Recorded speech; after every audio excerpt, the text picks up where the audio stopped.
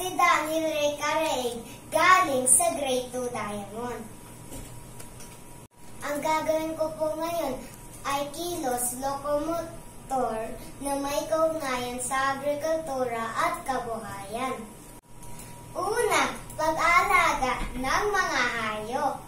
Ang pag-aalaga ng hayop ay pagpaparami at pagpapalaki ng mga hayop.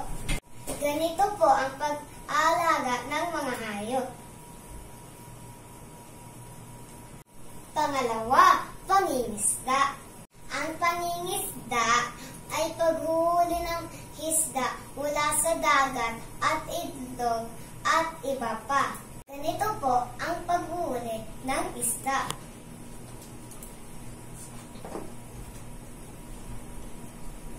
Pangatlo, pang-aararo. Ang pag-aararo ay pinamumungga ng lupa gamit ang araro. Ganito po ang pag-aararo. Pang-apat, pagtatanim. Ang pagtatanim ay paglalagay ng halaman sa lupa. Ganito po ang pagtatanim.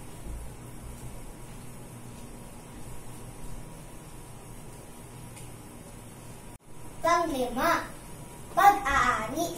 Ang pag-aani ay pagkukuha ng tanim na pwede nang kainin o ibenta. Ito po ang pag-aani.